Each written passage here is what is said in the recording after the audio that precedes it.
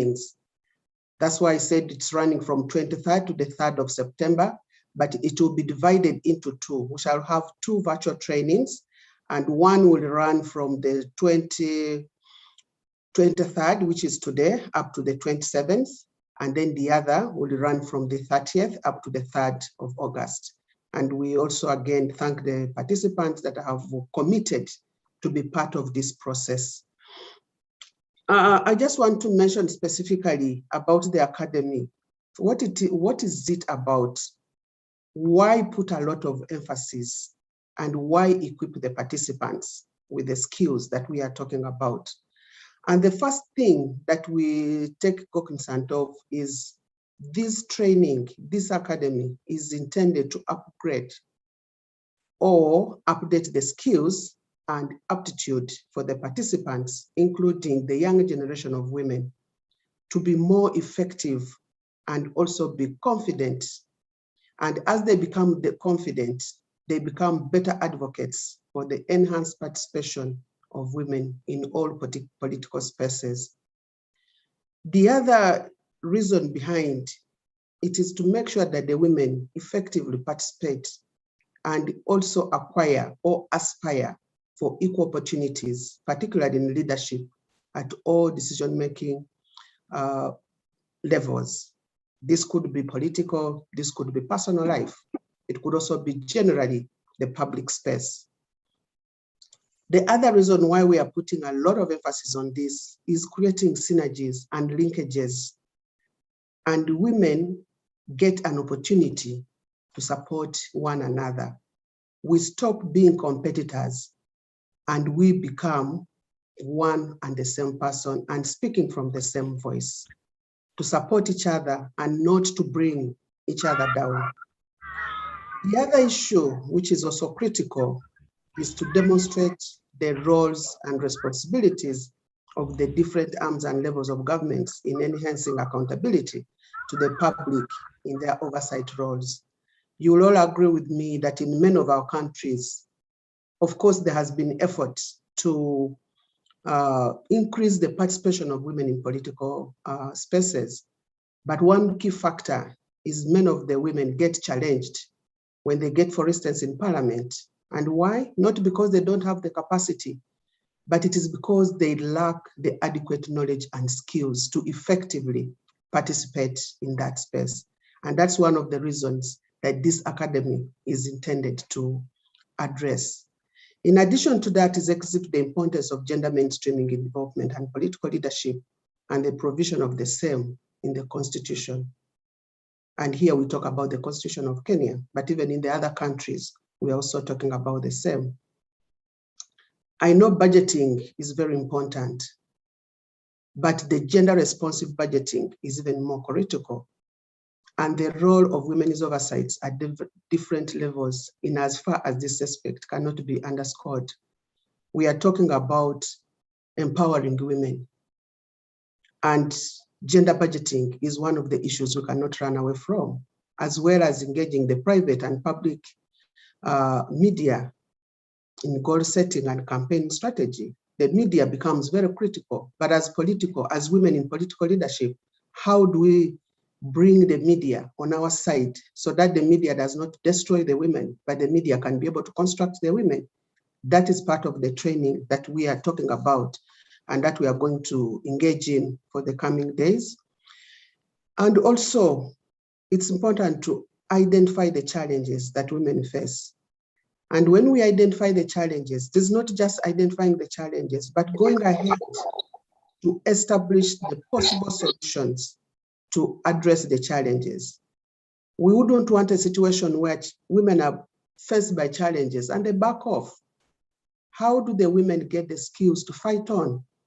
Because you'll agree with me that there's no leveled ground and there's nothing that we are going to receive on a silver platter, but we have to fight for it. And that's one of the reasons why we would want to build the capacities of young people to know what they're getting into and also to know how to survive when they are in there. Work-life balance is one of the issues that has been pulling off women from the political space. Those are some of the topics that are going to be covered as we go along with the training over the next days. And when we talk about this training, we couldn't bring each and everybody on board, but we had to do a selection, and we tried to look at a certain age group. And we know they're aspiring young leaders. And these aspiring young leaders, if they are not supported, they usually fall through the cracks.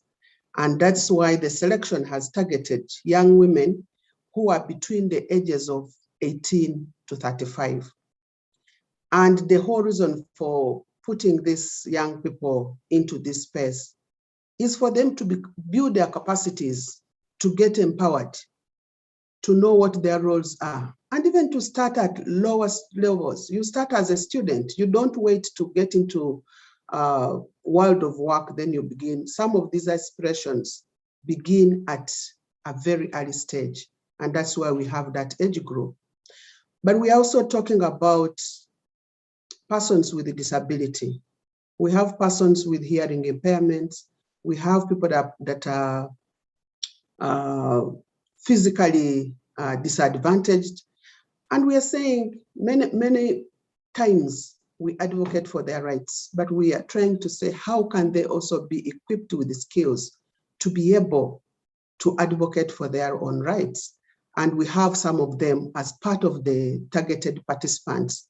And for that matter, we've also made provision for interpretation, particularly for those that have hearing impairments.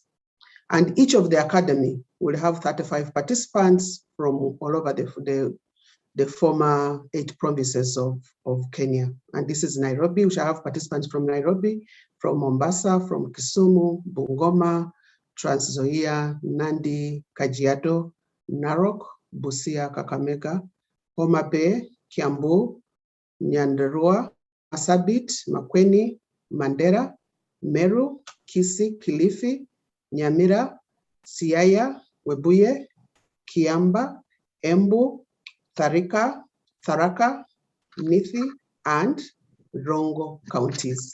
That is where we have drawn participants from. And the FAWE staff will also be available to support this whole process, how we move forward.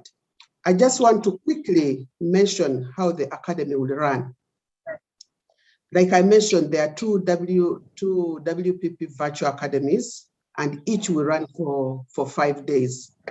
And we shall have a team of facilitators, and this will also be able to support the whole process. The facilitators have also been equipped with skills about the module, about the manual that was developed. And each of the sessions will be running from 9 to 10 each other day for 5 days for each of the training. In total, we have 10 modules, and each of these modules will be facilitated by a well-equipped trainer. And therefore, I call upon all of us to be very present, if I can say it that way, to be part of the process, and we make sure that we go through the whole session as has been planned. We are going to have an opening session. Of course, I've started by giving the remarks, but we are also going to have a few more speakers to set the pace, to set the climate for us before we start with this training. And we all have a copy of the program, and we are going to follow that lineup. And once that is done, then we can move on now to the actual training. As I conclude, I want to say that the virtual Women in Political Participation Academy will embrace the participation of women in politics. It will equip the participants with skills. We are looking at them, you picking these skills and even vying for 2022 elections, why not? And also carry on those skills after. It will also create a critical mass of at least 7 women aspirants trained in political empowerment who will shape the women in leadership agenda, particularly in Kenya and into the entire region. Again, thank you so much for turning up. Thank you for being part of this. And thank you for all your support. And on that note, I would like to end at that with my opening remarks. Thank you so much. And I wish each and everyone the very best as we continue with the training. Thank you. Wow, wow, amazing. Thank you so much, Martha, our ED, and thank you for really taking us through and really bringing light to the 5 days that we will be having this virtual academy. And thank you for speaking through the different modules and just highlighting on the different modules that the participants will be going through. And thank you for really encouraging us that we should stop the competition, but we should work together to have the same speaking voice. So thank you so much for those opening remarks, and which have been very helpful, especially for our participants to just have a glimpse of what the academy will look like and what to expect. And this is very important. And thank you also for noting that inclusivity for us, especially for the academy, is key. And we really welcome our participants and make you feel that you're so valuable in this academy, because it is through you then that you are able to work together and to ensure that we enhance the participation of women in politics. So thank you so much, Martha. Allow me now to welcome Sifiso Dube, our colleague from International IDEA. Sifiso, I saw you already in the room. The floor is yours, Sifiso. Please go ahead.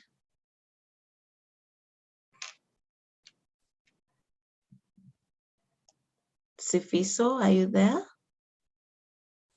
Okay. As we wait for Sifiso, I would like now to welcome our next speaker, who is Ambassador Chikas Kumle. Ambassador Chika Kumle is a politician, is an entrepreneur, is a social justice advocate, is the Beijing +25 eaglet at UN Women, and is a top 20 Global Women of Excellence 2020. Amazing, amazing to have such people in the room. So Ambassador, please, the floor is yours, and we are looking forward to hearing from you. Ambassador, please go ahead. Thank you so much, Rachel, for this opportunity. And I say a good morning from Nigeria to all the participants and distinguished speakers in the house. I'm super excited to be part of this academy today, not just to share my experience, but I'm particularly excited because an academy such as this was one of the fundamental things that I received when I started my journey into politics. And when I got the invitation to speak here, I said, yes, this is what young women in Africa need. Because over the years, we've seen that we've had enough women in the political space. So the issue of mentoring and having enough women pull our heads together is really at a very limited number. And so academies such as this provide young women like myself and many others out there with the skills, with the knowledge, and just like the director said, it will empower women particularly, to have that stay in power in politics. Because over the years, again, it's not that women have not been participating in politics in Africa, but we always have the numbers dropping because of the tough reign of the political space, seeing that women come in and they go out. Just last month, I was having a conversation with some of my friends who ran at the 2019 general election in Nigeria. Out of the 10 of us, 6 said they are never going to run again because of the very difficult experiences they've had in the past. And then it now brings to the fact that indeed women are going through challenges in politics. But again, anytime I'm opportune to speak to women in politics, I say that even in business, there are challenges. But for the fact that culture and tradition still plays a role in how women are perceived, especially in African politics, then means that women who are already in the space should go the extra mile to bring in more women, and also ensure that anytime they are in a room where they are given an opportunity to be on the table, it is a call on them and a responsibility to ensure that they hold the door open for other women to come in. And so having me speak at this academy today is a privilege I don't take lightly, and I'm so excited that we have the participants in this number. And to know that Farway, in partnership with International IDEA, is doing this not just in Kenya, but other countries across Africa is exciting for me, because I know that the collective interest of women will be heard. The collective voices of women across Africa will be heard on the table.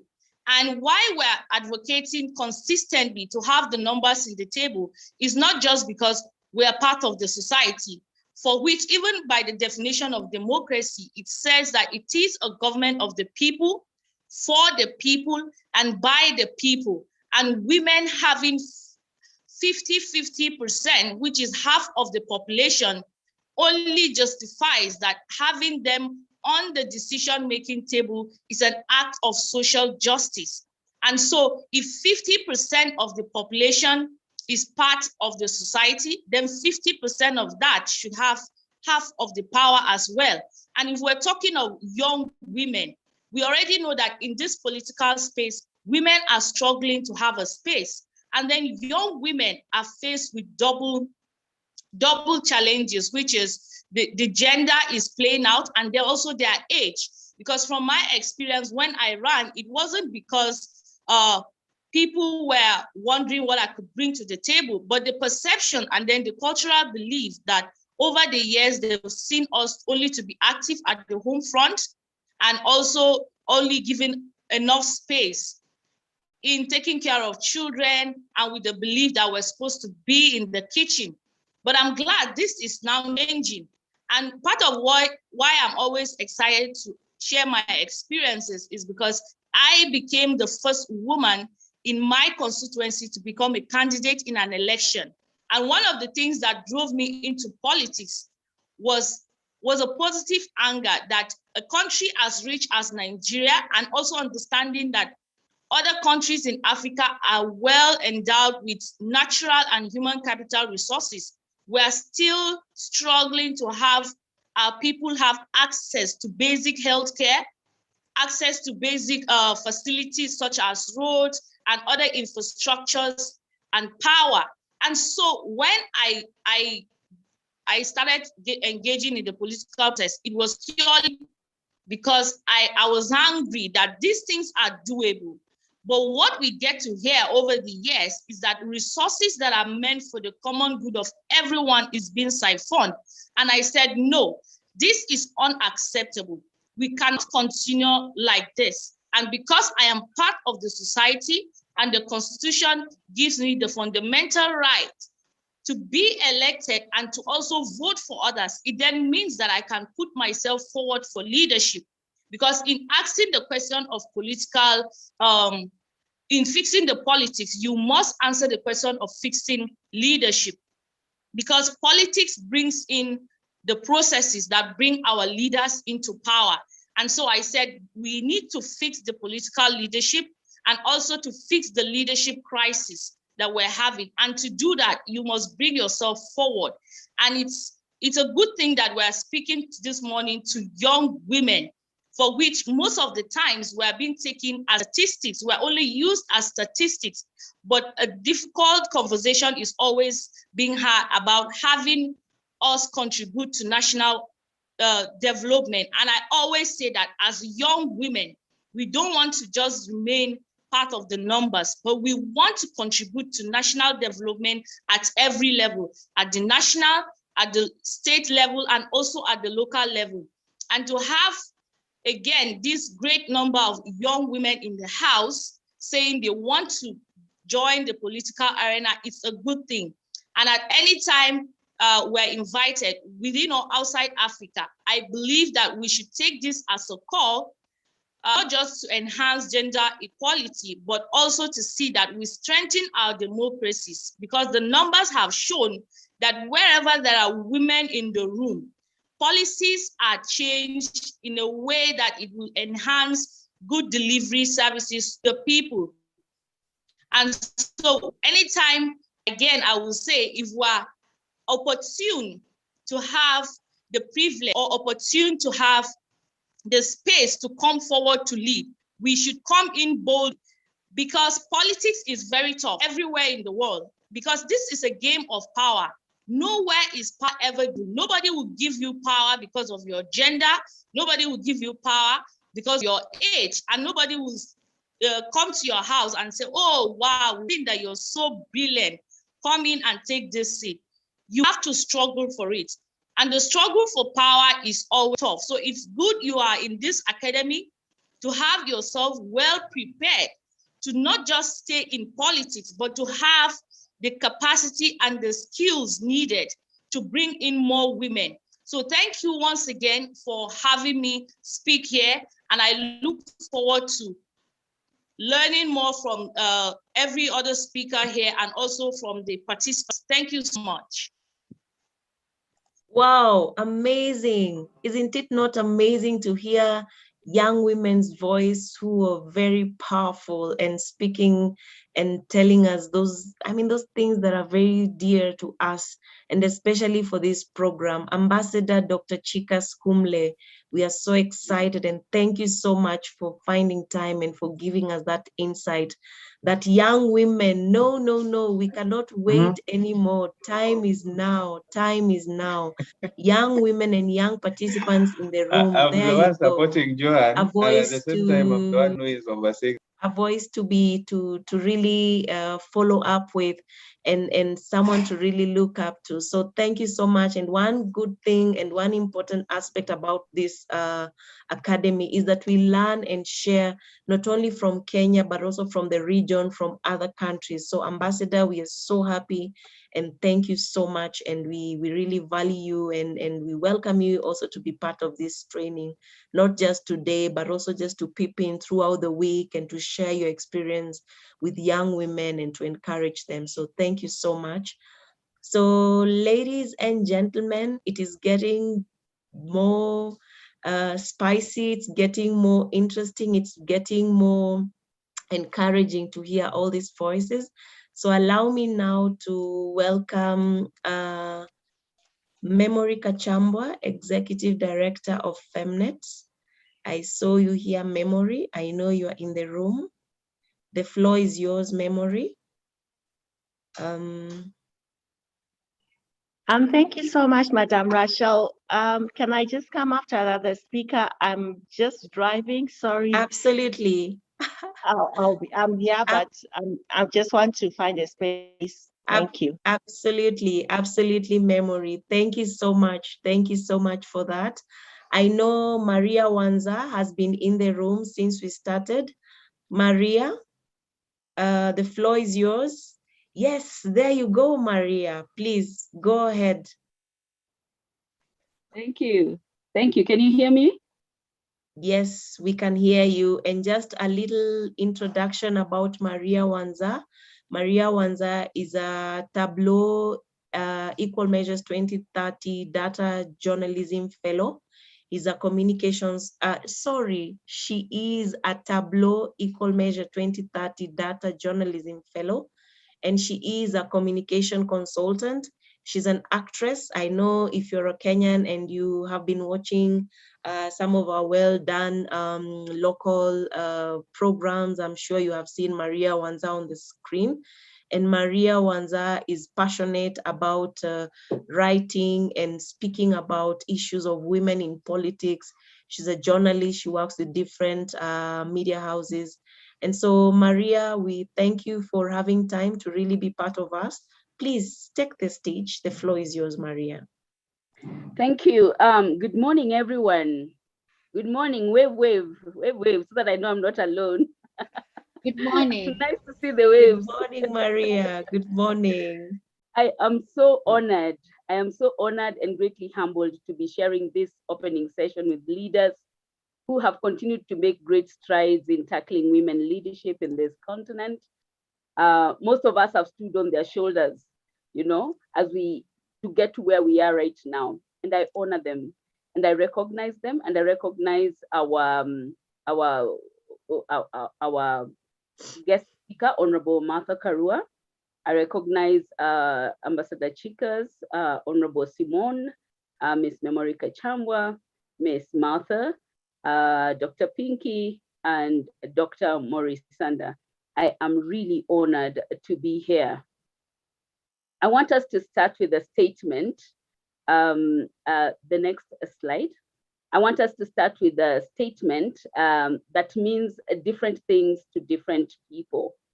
It meant something to me when I first read it, and it has continued to mean a lot of things to me.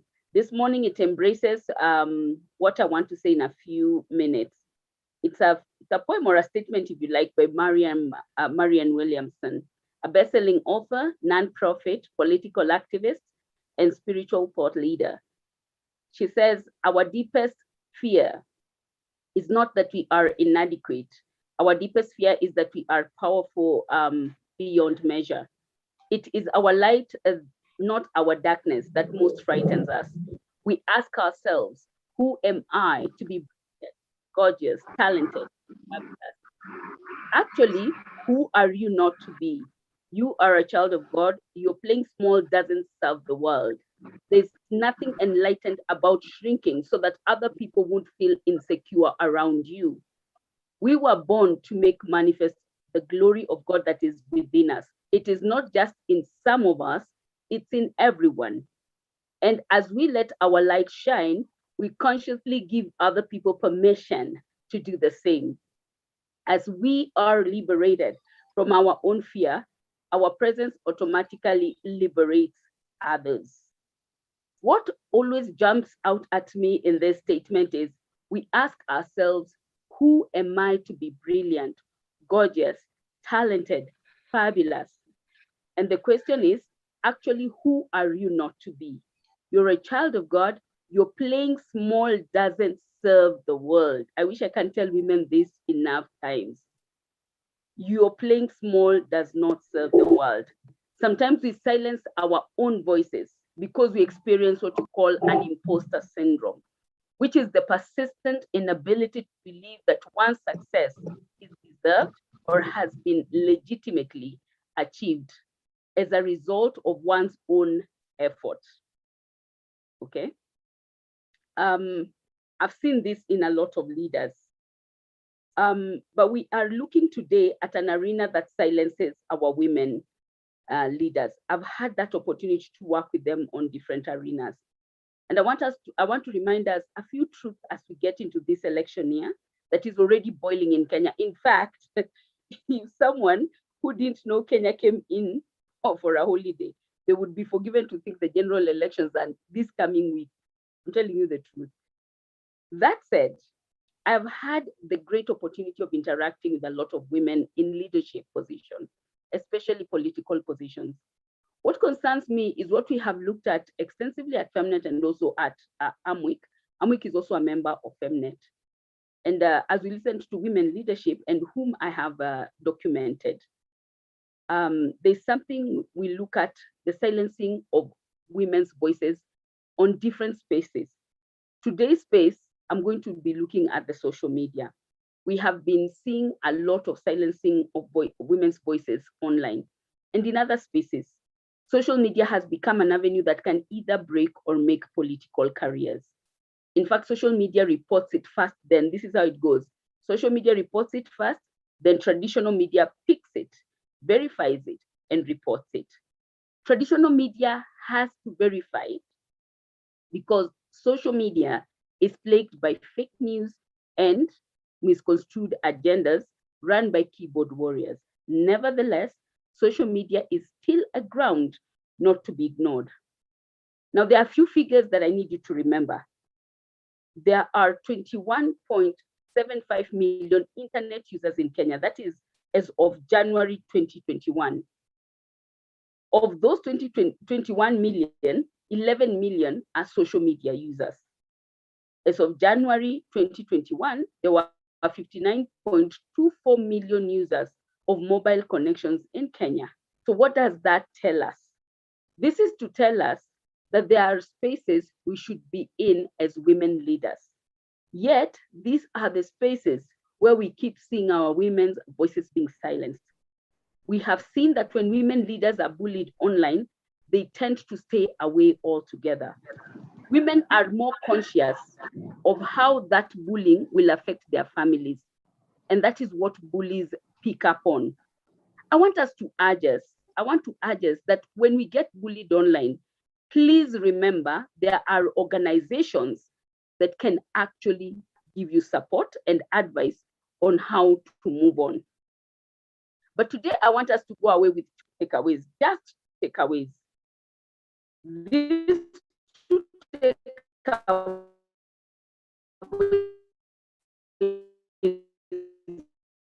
doesn't matter pushing or pushing to get into political leadership. Please remember these two things. Occupy your space and prepare strategically. When I say occupy your space, I mean don't get bullied out of your space.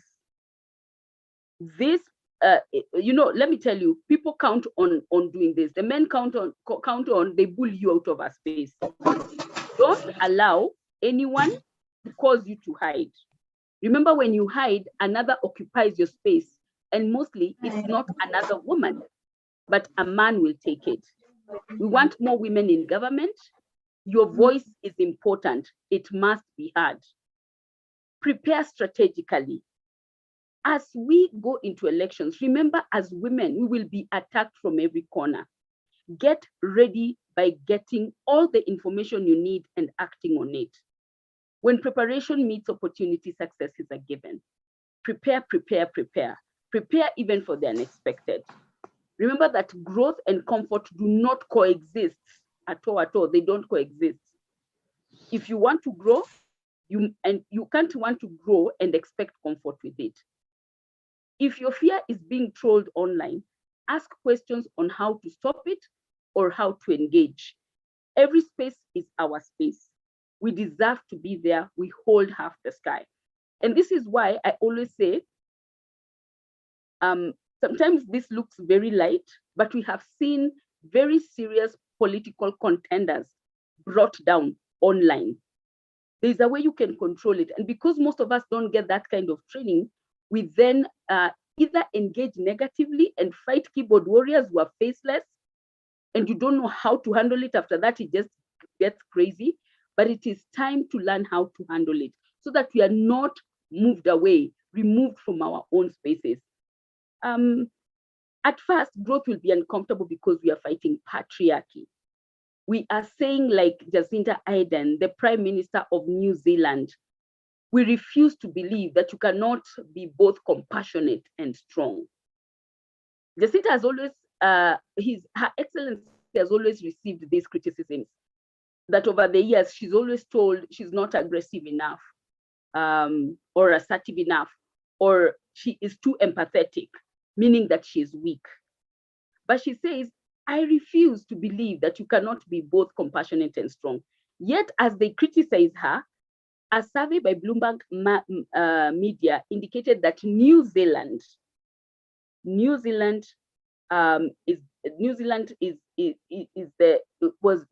response to coronavirus pandemic has been the best in the world. And I think you know this.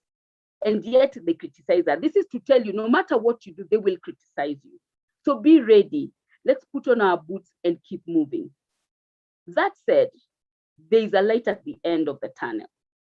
I see a Kenya where very soon, as we go on, women will be more than men in parliament and in other leadership positions. We only need to remember to occupy our space and prepare strategically. Chukua nafasi yako, tayarisha kimkakati. Thank you very much. Wow, wow, wow. Maria, bringing in the things that we need to really focus on, the communication. And I like what you're bringing to us, that social media is a very powerful tool, that even as young women and the participants in this academy, as they go into the training for the next 1 week, and there'll be a whole module on communication, branding, PR, how to really take advantage of the social media and make it work for them. So really, thank you for bringing in that aspect, and thank you so much for finding time to be with us. We really appreciate you, we value you, and we value you for the time and the experience that you're going to share with us. Please feel free, even during the week, just to jump in and give us more insight and share with us. And we really, really appreciate and affirm you. Thank you so much, Maria. Ladies and gentlemen, it's getting more beautiful. The sun is beautiful and the room is beautiful with a lot of information that is coming up, a lot of very good thoughts to think about, to really help us as we move into our next week of the Women in Political Participation Academy. So allow me now to introduce Memory Kachambwa. As our ED said, Femnet is one of the consortium partners that we are working with as FAWE in the Women in Political Participation Program in 8 countries all over Africa. So Memory, please join us now. The floor is yours to share with us, and we are looking forward to hearing from you. Memory, the floor is yours. Thank you so much, Rachel. Karibuni to everyone. It's a beautiful morning today. We are so grateful because when you see the sun, you have to mention it. Nairobi has been freezing, and it's such a great day today because we are only not starting the Women's Political Academy, but we are so excited. Femnet is a partner of this Women's Political Academy, as the Executive Director, Martha, already mentioned. I really want to start by recognizing the amazing panel which is here today. Honorable Martha Karua, I always call her Her Excellency. So it's so great to have you in the space. It's such an honor every time we have you, and for you just to take time and to commit to young women leadership. Dr. Pinky Mukwege, I know you are here from International IDEA, Africa and West Africa. You've been leading us very well as we have been part of this consortium on implementing and supporting women in political participation. My sister, I call her Dada, Maria Wanda. Sometimes I'm not so sure whether she's a freelance journalist or she's actually part of our team here at Femnet. It's so great to also have you in the space, and also to recognize Ambassador Dr. Chikas.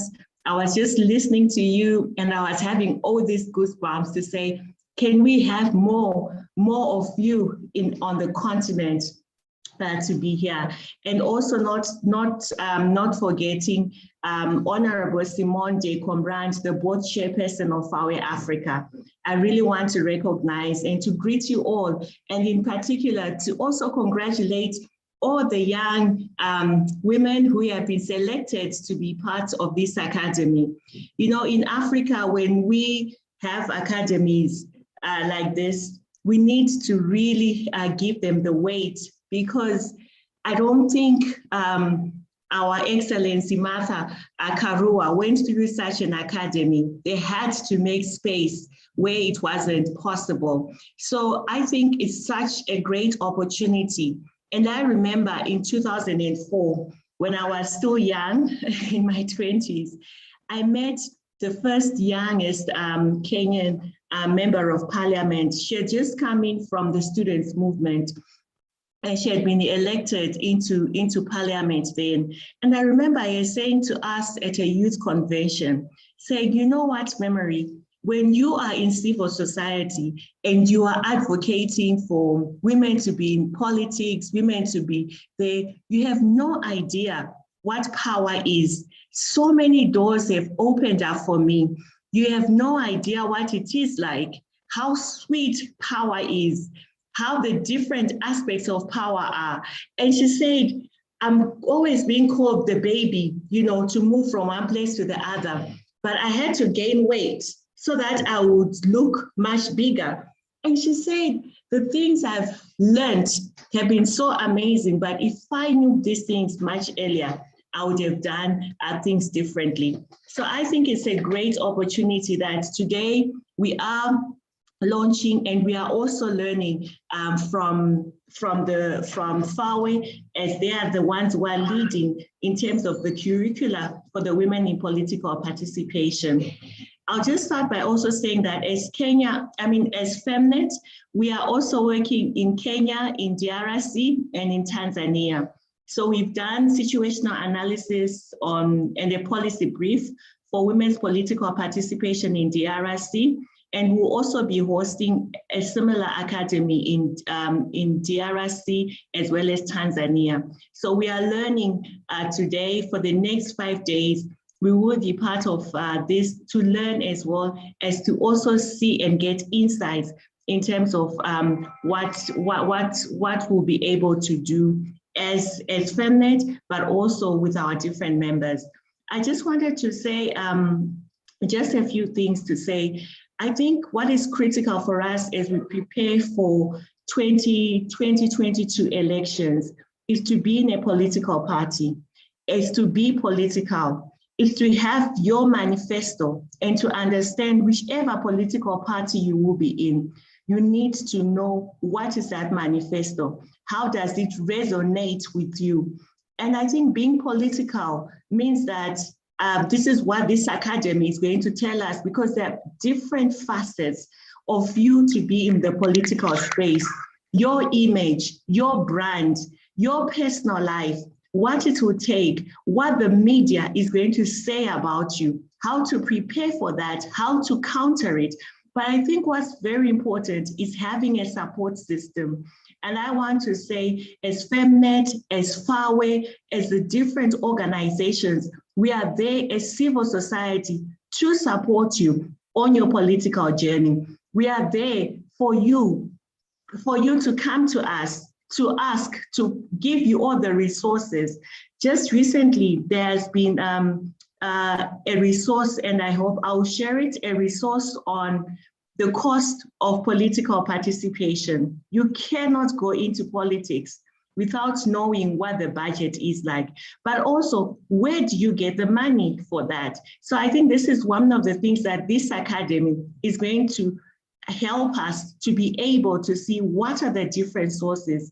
We've been complaining and saying core to any political process, our politics in Africa are so monetized, but there is a way that we in solidarity can actually maneuver. There is a way that we can complement each other, like what our mother said, and not compete with each other, but to also leverage on the experiences. It's so one thing to say experience is the best teacher. So we are bringing the best experiences in this academy, and I am even so excited. But I also think there's so much hope. I want to say for 2022, can we break the ice? I mean, we have had we have had here in Kenya a lot of progress. We are doing very well in terms of having women in positions, but we have not achieved the 2/3 gender rule.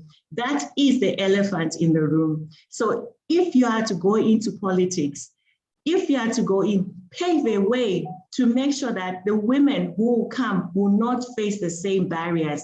And this is what we keep saying. This is what we call transformational leadership. To say, as a woman, as you go into that space, don't let another woman bring up policies that will ensure that violence against women in online will stop. When women are participating, there is a pocket of money that they can have access to. So those are some of the things that we really want us to really think about, especially when we think of politics and as we go into this academy. I think let me just end by saying mentorship is very critical in bridging the gap between the seasoned women politicians and upcoming aspirants. But the relationship between mentor and mentee, you must be hungry. You must be going, if it means carrying the bag of our aspirants, if we have to carry that bag, and just know how the space, how you can maneuver into that space. Yes, so I just want to acknowledge that Currently, we have Chief Justice Martha Koome and the Deputy Honorable Philomena. And when we look for 2022, we do have female presidential candidates. Let's think about it.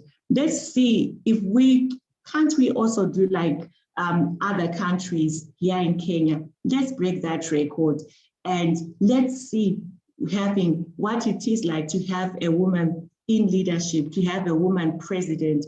And we can do that if we continue on this path. So also just to end by congratulating FAWE for starting this women's political party, Women in Politics Academy. We look forward to the next 5 days, how to engage, all the tactics and all the solidarity. The call to action is women must rise.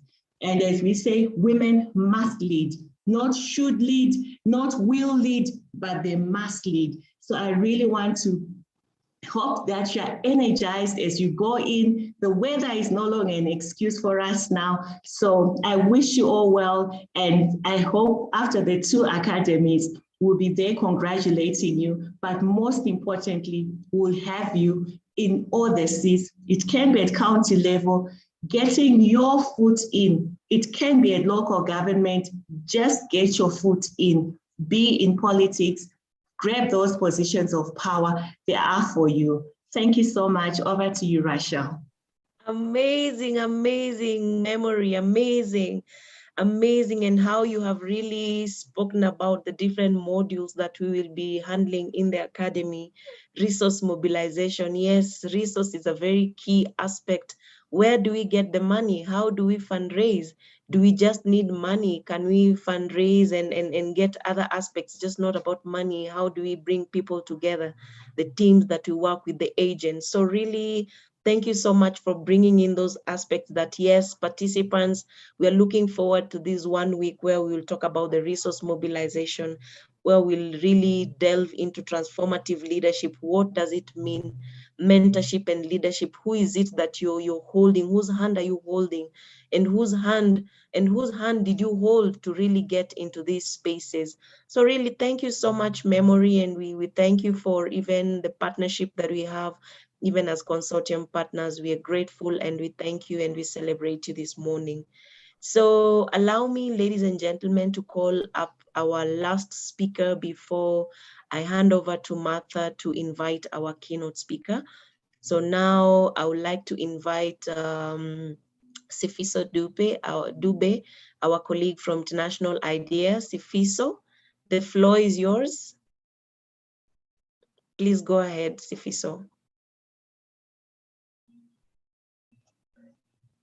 Sifiso, can you hear me?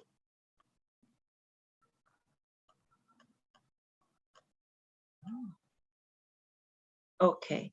I'm not sure whether Sifiso can be able to hear me. Sifiso, please unmute.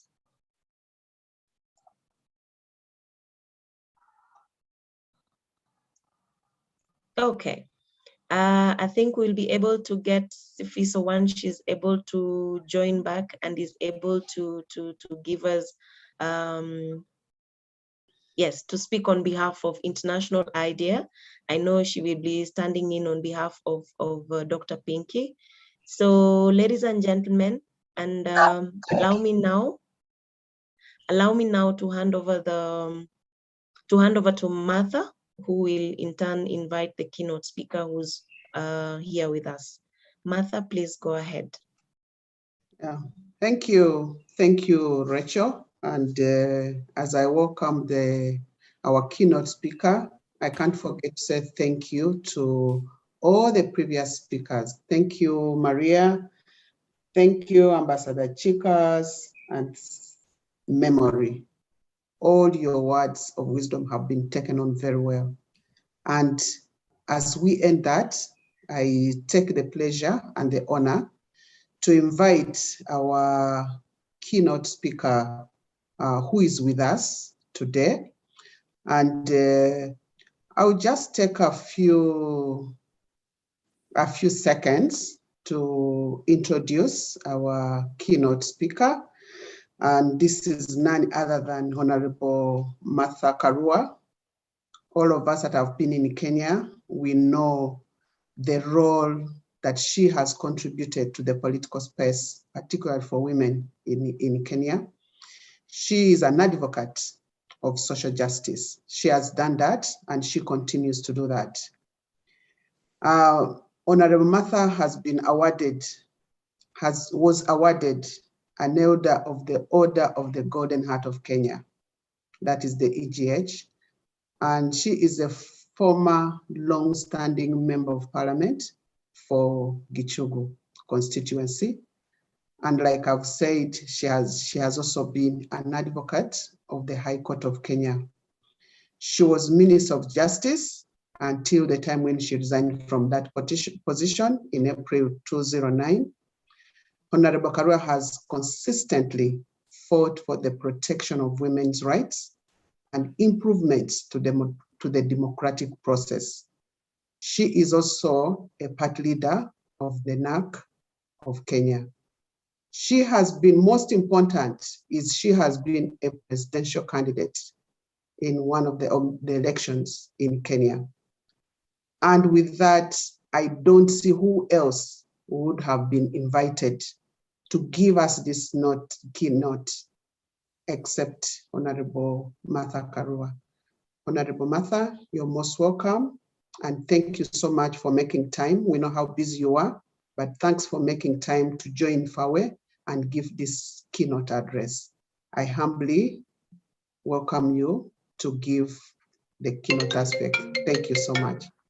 Honorable Martha, you're welcome. Thank you. My namesake Martha and ED of FAWE. The chairperson of FAWE, I acknowledge you.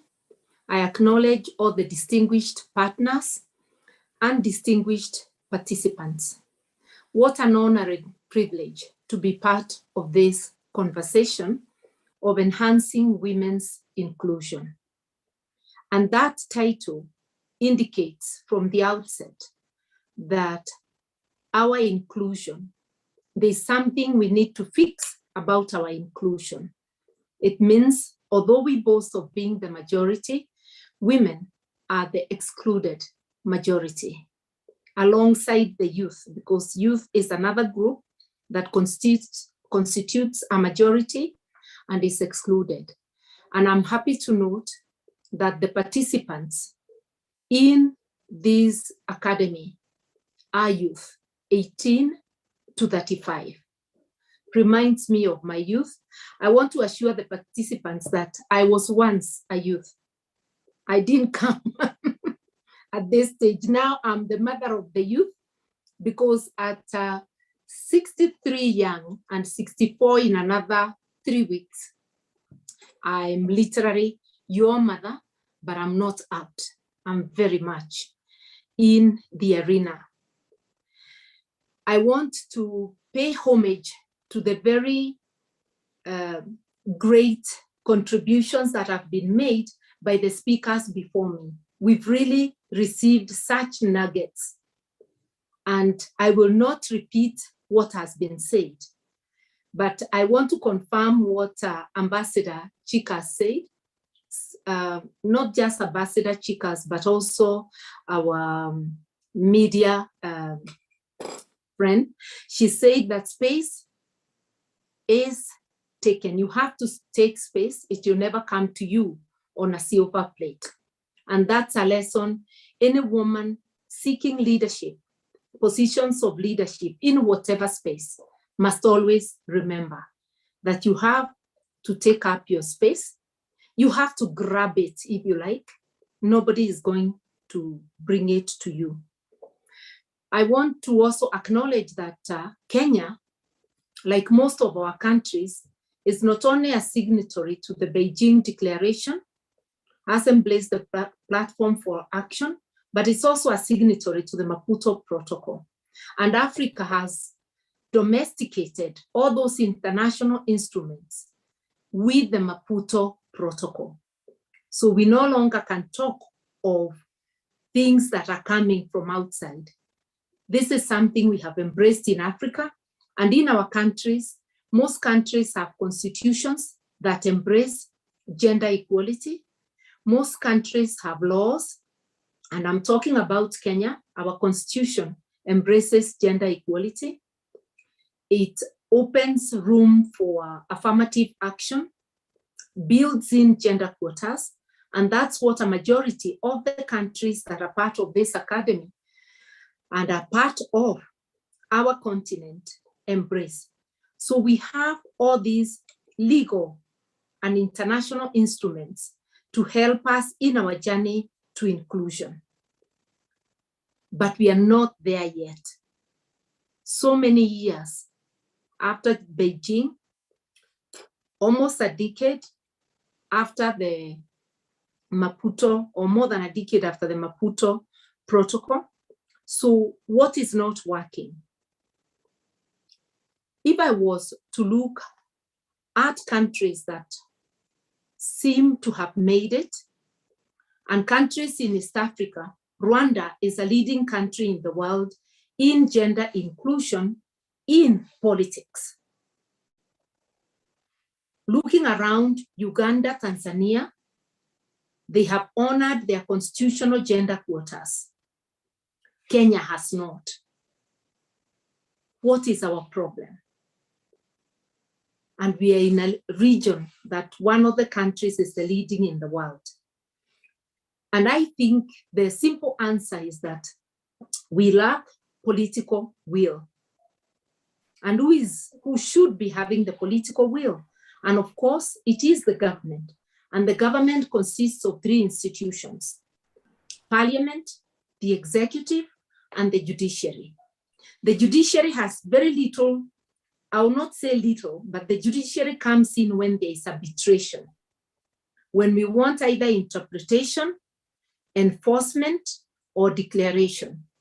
The main actors in implementing and ensuring that there is gender inclusion are the executive and Parliament. Our Parliament has more women than has ever been in Kenya. Although they do not meet the gender quotas, we have a sizable number of women. Our executive too has a good number of women. It doesn't fulfill the gender quota, but it almost does. So it has more women than has ever been. The same thing with our civil service. Yet these institutions lack the political will. Both men and women in those institutions are failing us. What can we do as women to ensure that there is political will? I want to remind the participants that our women in Parliament, because those are the ones we see through the media, have been so active in the debate on who should succeed President Uhuru Kenyatta in 2022. They've been so active, beating the drums or supporting their preferred male political candidate.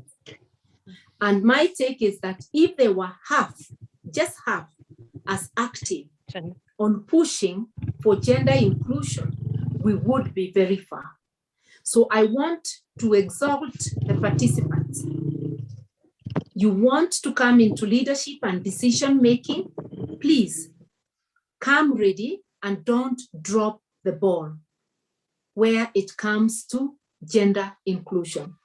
Remember that where we are today, we are because women of yesterday fought for the spaces that are available, fought for the space that the Constitution gives, fought for the laws that are there. It is incumbent on women leaders today and women in all spaces to fight for inclusion. Having said that, there's what we can do collectively, and there's what we can do at our individual level. Coming forward to be elected, or even dreaming of it, is a great step forward. Because in our societies that are patriarchal, it is not a given for a woman to want to step forward. But it is a given for a man, even an incompetent man, to want to step forward and get elected. Our patriarchal society gives privilege to men and disadvantages women.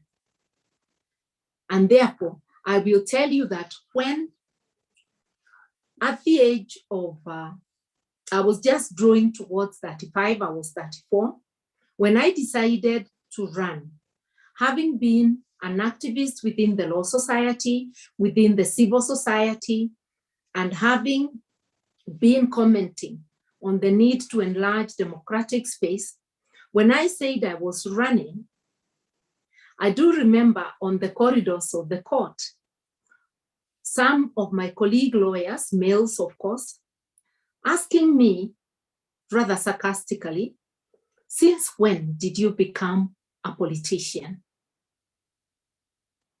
They were doubting my stepping forward to run. Yet, my male colleagues who were in the leadership of the Law Society together with me were greeted differently. Those who said they want to run, it was taken as the thing to be.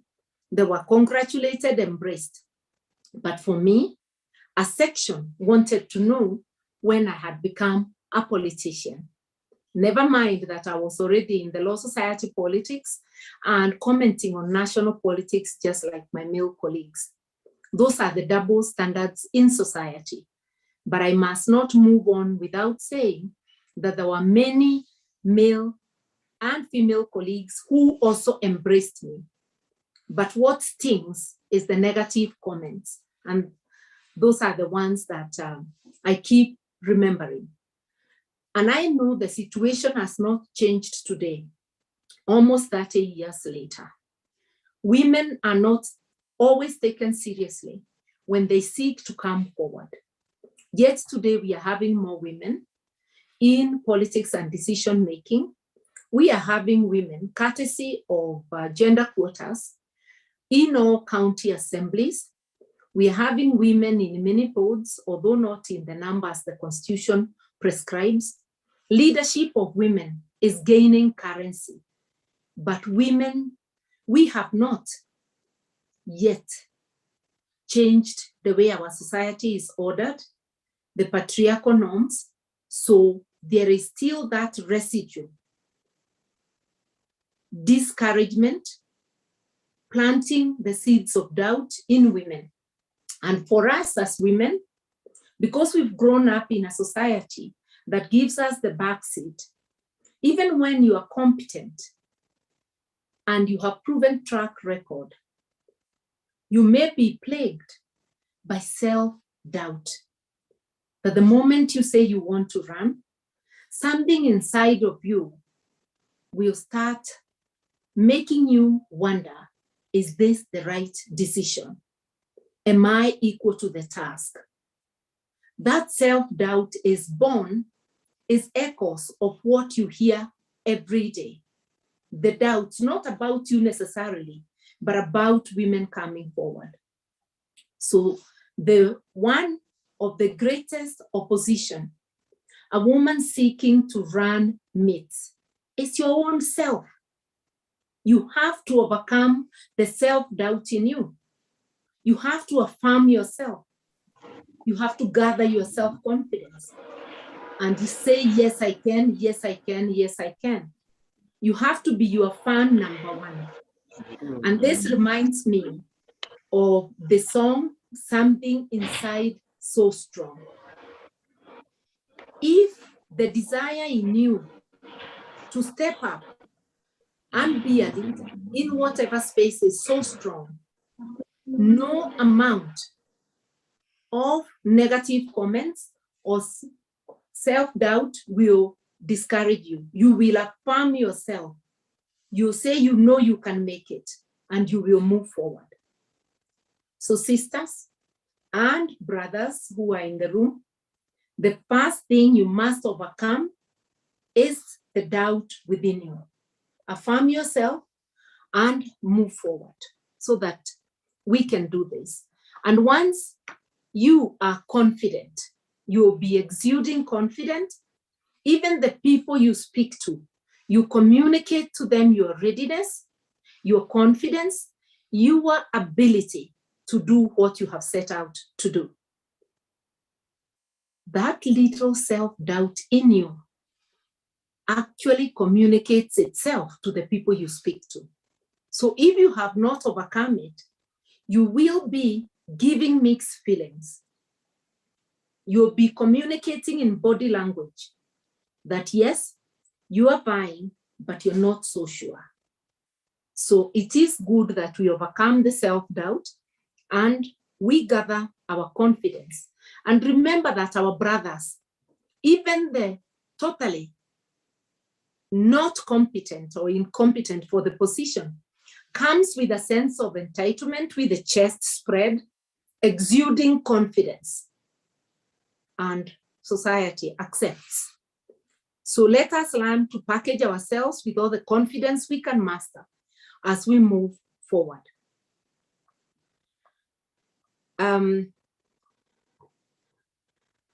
The other point I would like to make is that we always fear. There's this fear that women do not have money. And it's not also a fear. Everybody will be asking you, do you have the money? I've been in leadership for 30 years, political leadership.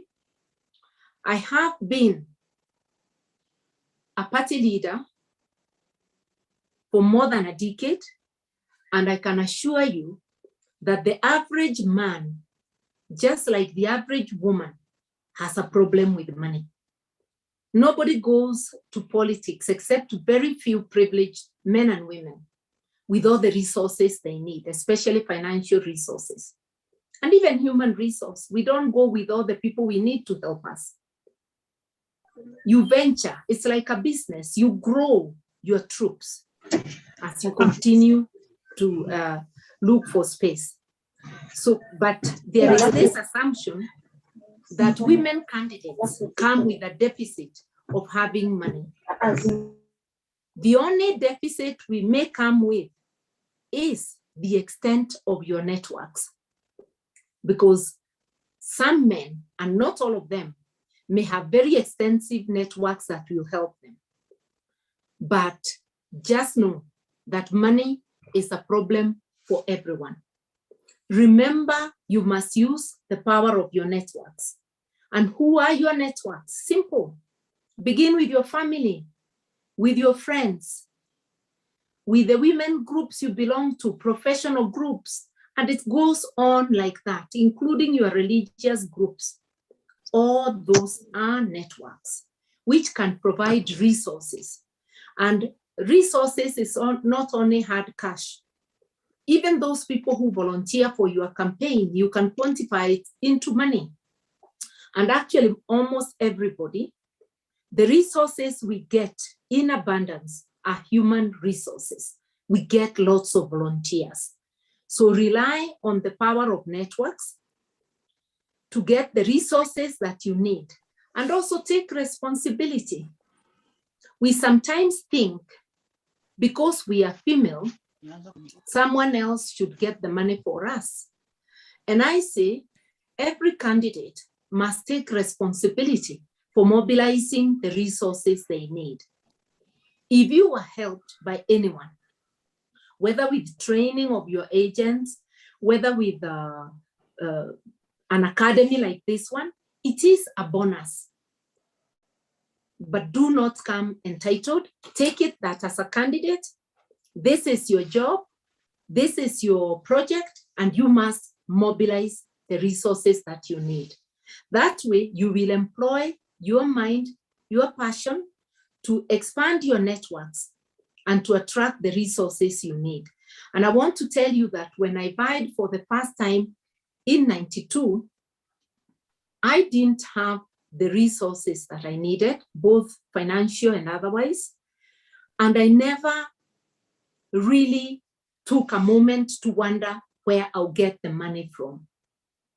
I was confident that I will mobilize. And anytime I was going to the constituency, as Kenyans, you know our Harambee spirit, fundraising. You'll be invited to that church fundraiser, to the other. I didn't have money, but I used to do cards. I would send maybe to 20 professional colleagues, each giving me 500. That's 10,000. And that time it was a bomb. Even taking 5,000 was a lot of money. I mobilized that way throughout and also for my campaign, and it was enough. I will not say that everybody or every profession may come to support. The Law Society that time had embraced commenting on political issues. They had embraced their role in supporting the country to return to pluralism. So there was that mood. There was the right environment for seeking support from professional colleagues. But I believe you too can get an entry point. The other point I would like to make is that when you have decided to run, you must ask yourself, what is your competitive advantage? Because there are other people who are going to be running just like you. What will put you ahead of the others? What are the qualities you are marketing to the people which make you the candidate to go to, the candidate to support? For me, I remember that I was telling the people, look, I have been representing you on the national stage without you having voted for me or employed me. Imagine how much more I will do when you employ me. I would capitalize on showing them that what I've been doing as an activist is voluntary. And therefore, it confirms to them that I have calling in me to help the people. And then, of course, you have to know the issues on the ground. What are the specific needs of your constituents? Once you package yourself, your qualifications, what puts you ahead, and the needs of your constituents, go ahead. And as you interact with the people, prioritize. Let them know that you know their needs, you are willing to listen, because they'll also tell you what it is that they need. Show them how you'll be different and better than those who have been there before. Not necessarily campaigning on the weakness of your opponents, but basically packaging your competitive advantage so that they can see you will be able to meet their needs. For women, as you do this, and you might be doing it so well, your detractors will bring irrelevant matters.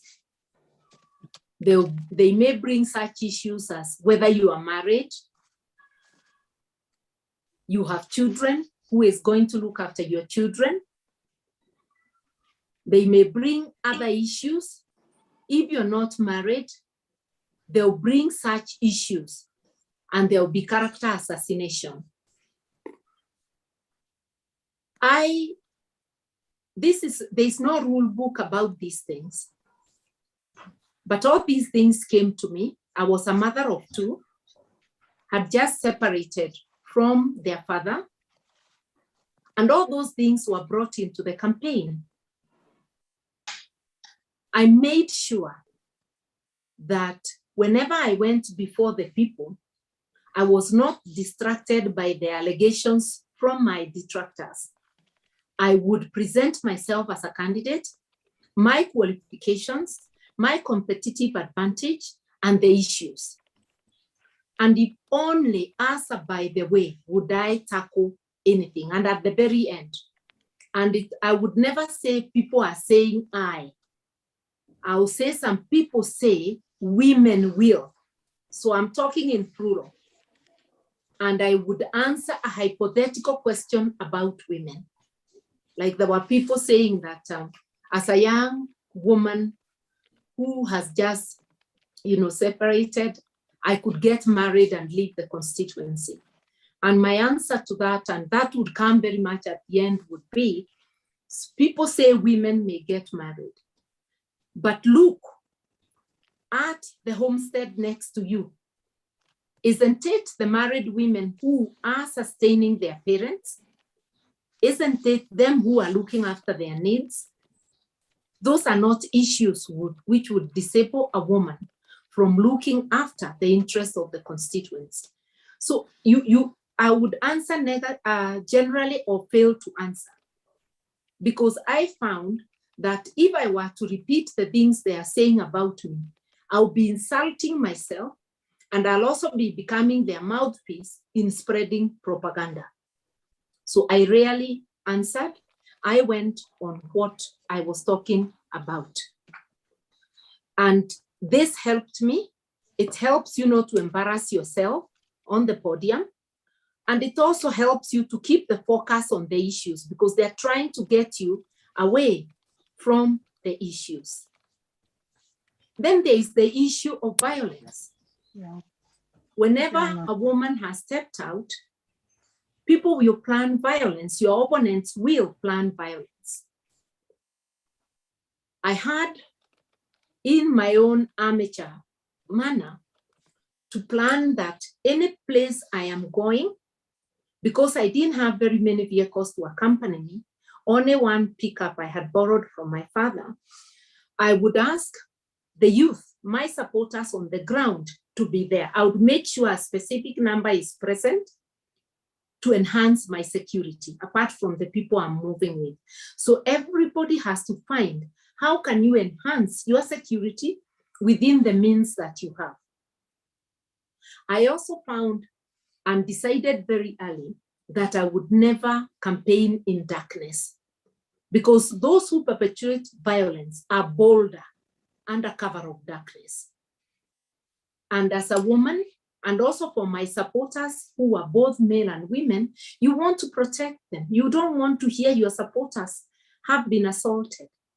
So I would make sure that my meetings end in time for people to get back home.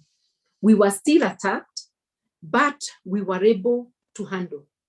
And I believe by avoiding nighttime campaign, I not only protected myself largely, but also my supporters. The other point, and I know that we have laws against violence, but the law enforcement agencies do not always take seriously complaints about violence during campaign, and they could also be partisan. It is good to also rely on networks. Today, unlike 30 years ago when I ran for the first time, there are women's organizations and human rights organizations devoted to matters of rule of law and human rights. So be in touch, have numbers of 1 or 2 who can help you to put pressure on matters of safety and violence. Choice of political party matters. Make your choice early. And I find that most candidates will run to the big political parties. And I did that myself. But I was disappointed because in September of that election year, my political party of choice rigged me out of party elections. I realized that when nominations come, they will similarly rig me out. So within 2 weeks, I made a decision and left my initial party and joined another party, the Democratic Party that time. And within 2 weeks, elections of joining the second party, elections were called. And I really thank God that I had made a quick decision and gone to another party. The nominations were free and fair in the party I had joined, DP, and I became a candidate to face the candidate they had, in whose favor they had rigged in the other party.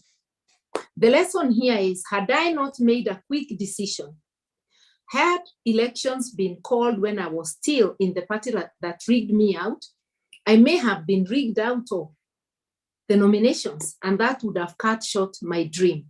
Be very deliberate in your choice of a political party. Look at whether that party is well organized and is capable of holding free and fair nominations.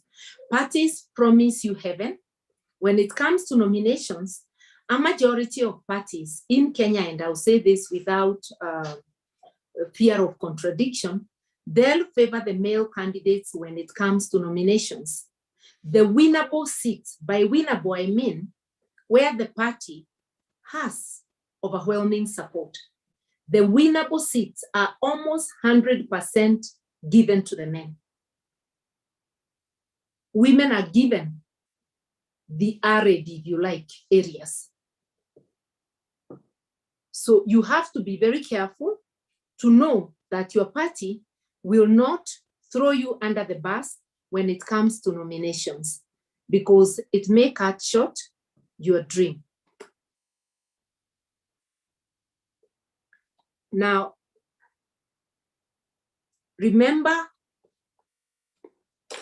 God's commandment. Even if you're a Muslim, you may know of the 10 commandments, and I think they are the same both for Muslims and Christians, is that love your neighbor as yourself. So the command is that you must love you to love others. So if you love yourself, you will have confidence in yourself. And if you love yourself, you will earn respect of others by the way you handle yourself and relate to others. If a woman is your competitor, because it is likely that you could have a woman competitor, nothing wrong with it. Just like in business, you will be having your kiosk, your sister will be having their shop next door or another kiosk. It is okay for women to compete. What is not okay is to use the same tactics men use against us. Don't use gender-based slurs. Don't use violence. Don't use name calling and all that. Compete on your strength rather than on your sister's weakness. In other words, have a fair competition. I've already talked about power of networks because these are your entry points. I found myself going to women's groups. I found myself going to churches. I found myself going to football matches just to introduce myself. All these are networks. And networks can be either social, economic, or political. Use the power of networks and keep expanding your networks. Be prepared to do more than a male candidate. As a female, people won't take you seriously until they see you repeatedly. So keep at it. You may have to campaign for longer than your male counterpart. My first campaign, I actually campaigned almost the entire 92. Not as intensely, but forays of introducing myself, of talking to people. And once people hear your points, they'll start taking you seriously. Obviously, I concentrated and did more intense campaign towards the end, but I had a longer campaign time than most people. So it is, we have to be ready to do more as women. I also believe that youth and women are the catalyst for social transformation. And in any election, any candidate who makes it, as of necessity, has the support of women and youth. Women are great mobilizers, also youth. Women are great campaigners. You convince a good number of women groups or women in your constituency and youth, and you definitely will be there. It is painful when women attack you, fellow women attack you, but it's a reality that some women will be supporting your competitor, not you, and it could be a male candidate. Just remember that the few who are vocal against you do not represent everyone. I found that although the few who were name calling were very loud, a quiet majority supported. So don't get discouraged merely because a fellow woman has stood and talked ill against you. Now, I want to just wind up by saying, passion is the strong desire in you to do something. If you've chosen to offer yourself for competition, whether in politics or any other space of leadership, please have a meeting with yourself. Convince yourself it's the thing to do, because I said the greatest opposition is you, so that you can have 100% undivided attention in you, which in turn becomes passion, that strong desire to conquer. And you will have done more than 50% of what you are required to do. Yes, we need legislation, and we have it. We need gender quotas, but we also need, as women, to step forward and to support each other. If you're not running, support others who are running. You will still be contributing towards women's empowerment. Let us build a sisterhood. I have found that men do have a brotherhood. They may not meet the way we are meeting, but they do have a brotherhood, an unspoken brotherhood. They come together, whether it's in your political party or in your neighborhood. They are very quick to support one another as against a woman. I used to have male candidates coalesce and say they would rather lose to one another, but not to me. Let us have an unspoken sisterhood where you support the women who are vying, except where the woman is your competitor. I've faced a female competitor for governor. I'm likely to face women competitors again, and I will compete against them on my strength. I will not use dirty tricks against them, but I will protect my vote, because last time I slept with the door open and allowed people to steal my votes. This time I am going to be wiser. Even experienced people make mistakes. So get ready for this and let us move together. Let somebody not slight you because you are youthful. I started as a youth, and the youth supported me. The women supported me. The few older people who didn't support me and were vocal would say all manner of things. But that support of the women and youth put me forward. Even today, because I'll be a candidate in 2022 for governor, I am banking on women and youth to support me. Let us together increase the numbers. Let us be bold. Let us go for it. I thank you. Wow, wow, wow. Amazing, amazing. Ladies and gentlemen, please, I would kindly request that you have your videos on, because you want to do some wamama wamama wamama wamama Please have your videos on, and please have your videos on.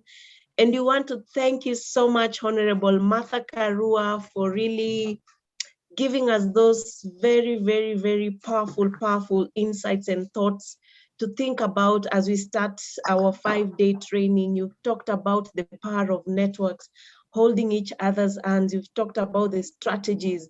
And when you go out there, you focus on the issues. Don't let all these issues take away your thoughts, but focus on the main issues. You've talked about resource mobilization. You talked about the women. You've talked about no allowing distractions, but banking on the qualifications and what you're bringing on the table.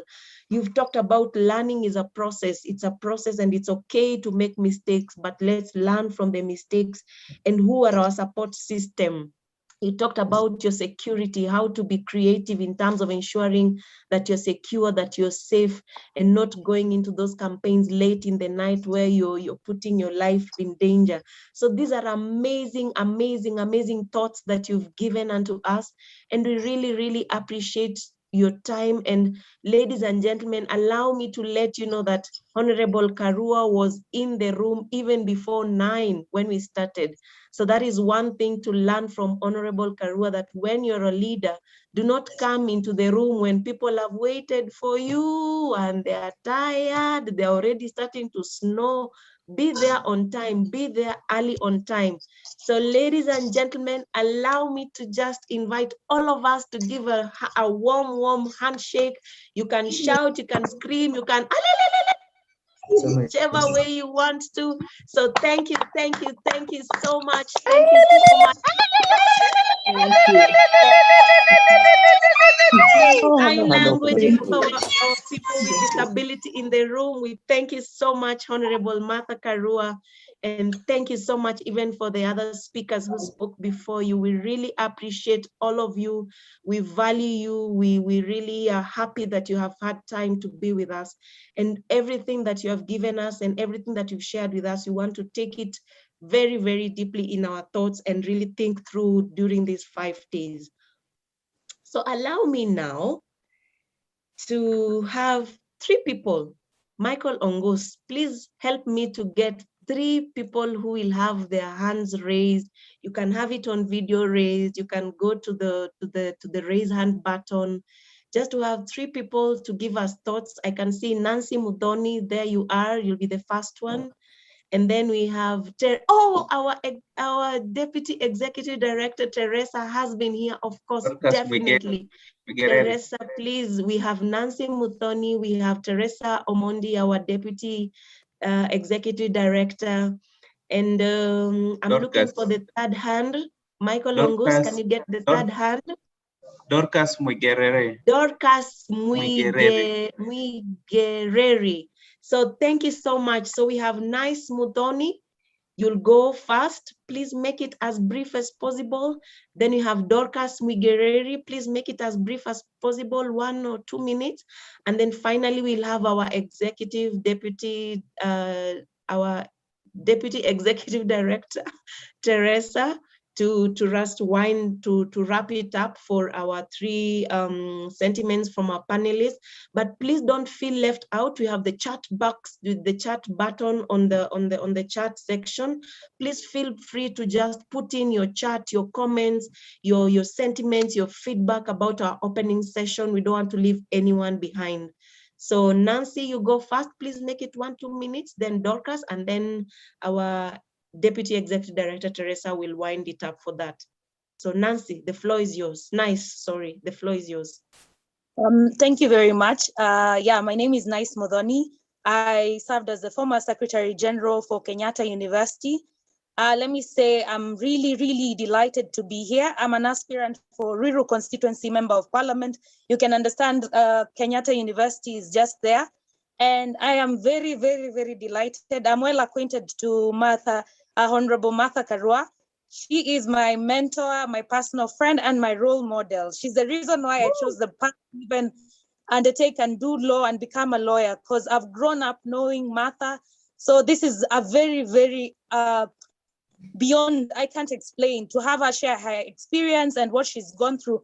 For young leaders, that's what we want to hear, that indeed at the end of this everything all said and done, we are gonna succeed in our venture and we are gonna become great. So I just wanted to say kudos to her.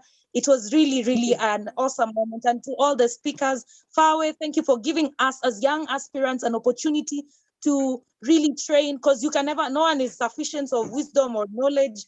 We are really happy to be here. Thank you very much, and God bless you all. Thanks. Amazing, amazing, nice. Thank you so much, and thank you for that. Dorcas, the floor is yours. Please go ahead. Okay, women power. Power!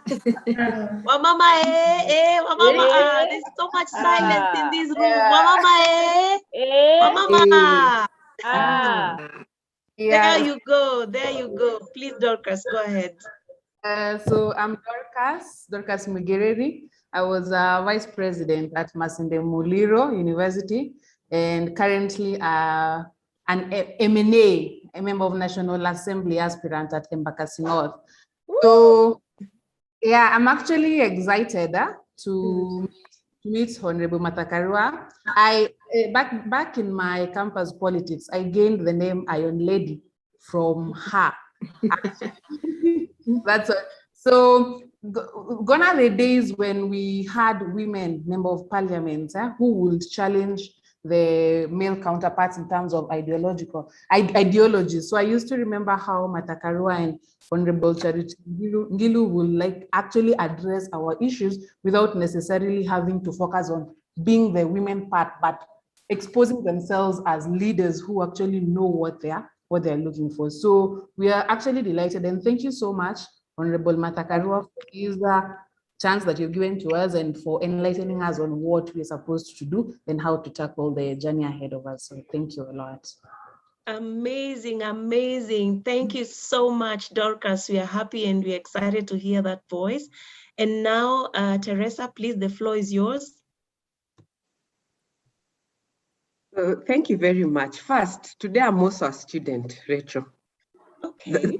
Yeah, so let me first ask my question, then I will come back to the other role. But I'm so excited to be here, and I wish I can, just hug everybody and tell them thank you. And most importantly to Honorable Martha Karua. She knows I have so much respect for her.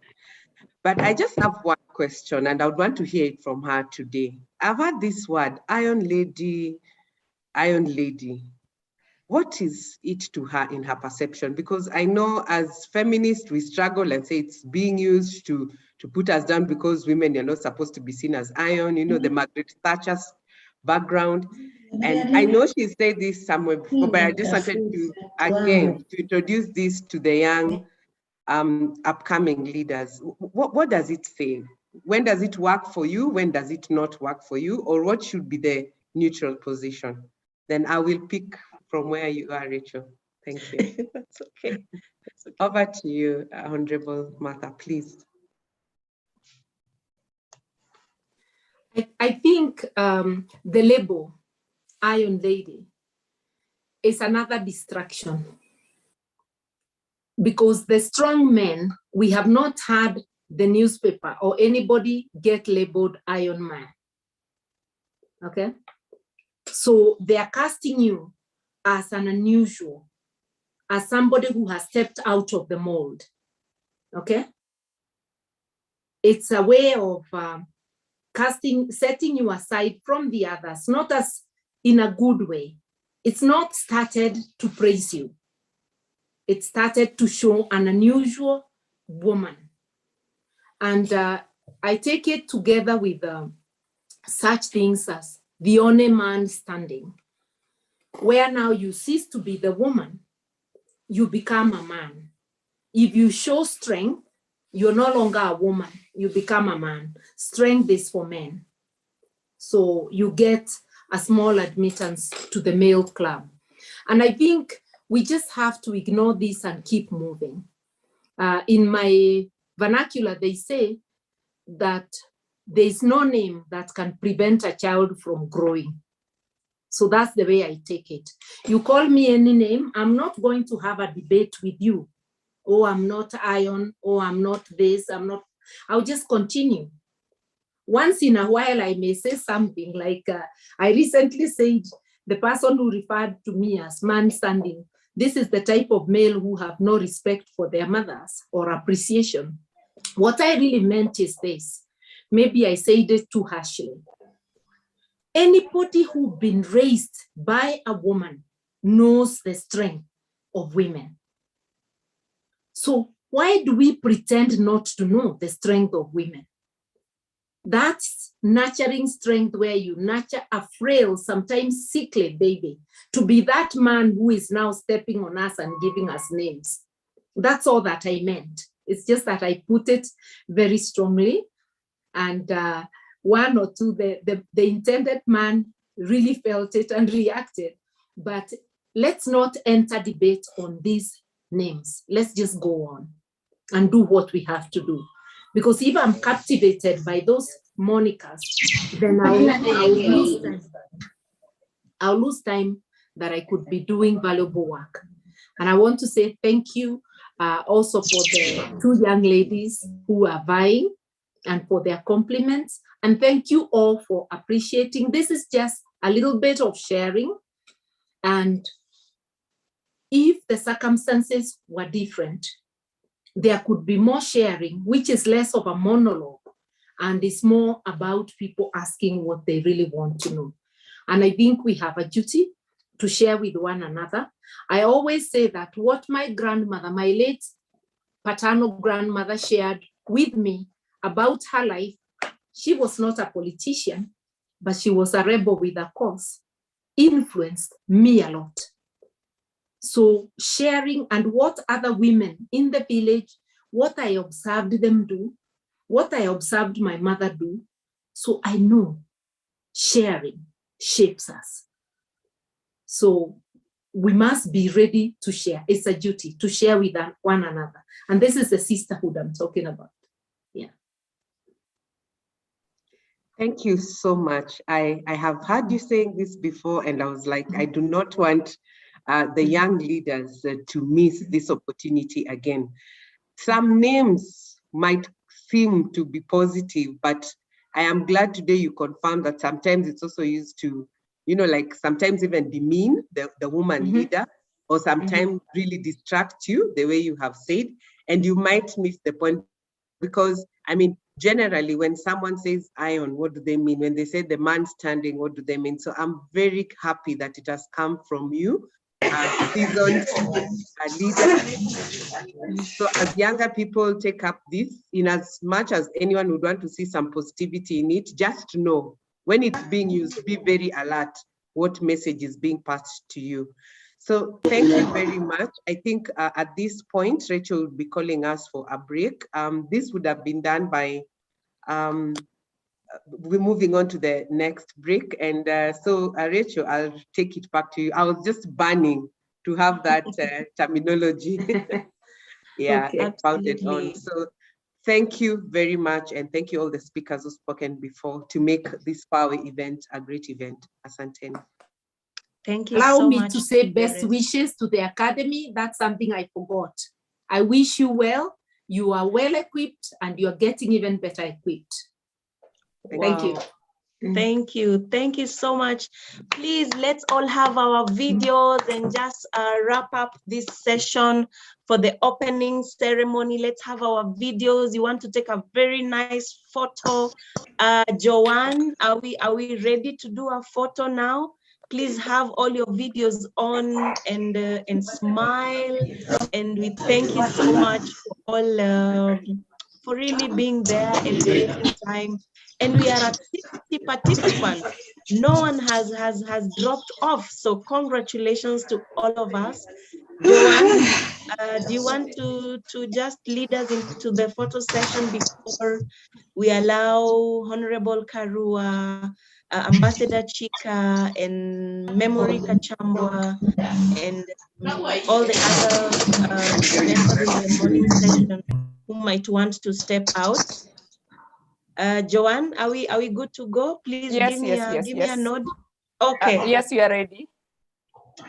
Are you going to tell us when to smile, or we just keep smiling? Yeah, keep smiling. Keep smiling.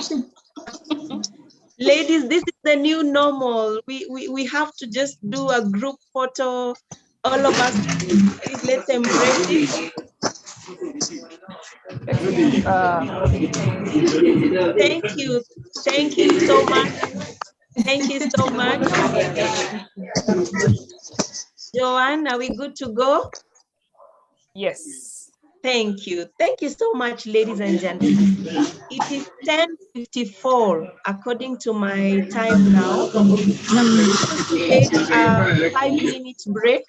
I can hear all the sound is unmuted. That's fine. I want us to take, as if okay with us, I want us to take as a 5-minute break. So we come back at 11. And when we come back at 11, now we get into the real deal. Our executive director has talked about the different modules. Memory talked about the different modules, just alluding to them. And so when we come back at exactly 11, we will go directly into the activities and now start engaging with the different modules and with our facilitators.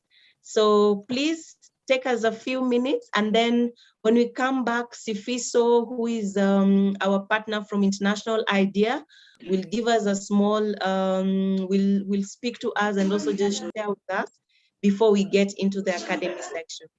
So take us a 5-minute break, and when you come back, Sifiso is ready and she's back now with us. She will speak to us and then we get into the academy section.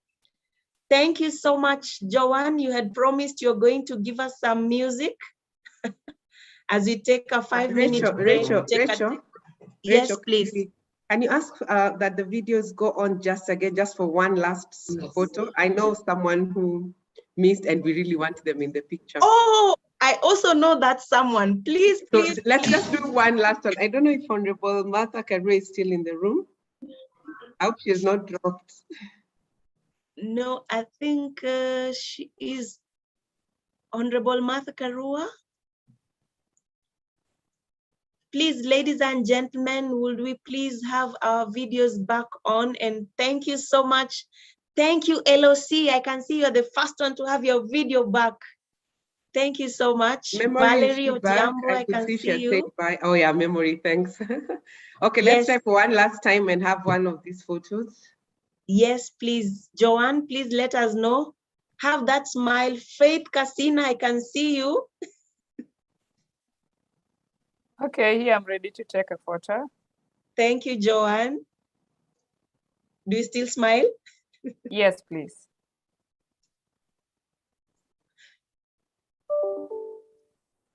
Thank you, everyone. Thank you so much. Thank you so much. And thank you. Let's take a 4-minute break now, and then we'll be back at exactly 11, and Sifiso will speak first before we move on. Thank you so much.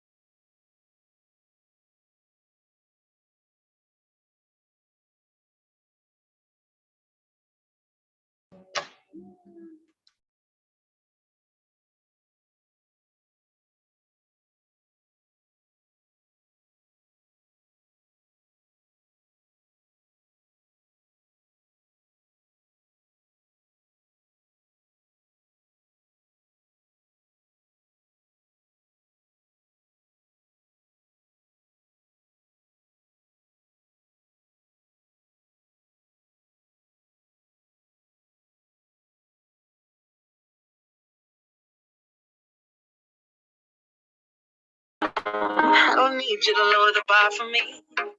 I know I'm superwoman. I know I'm strong. I know I've got this cause I've had it all. Phenomenal. And I'm enough. I don't need you to tell me who to be.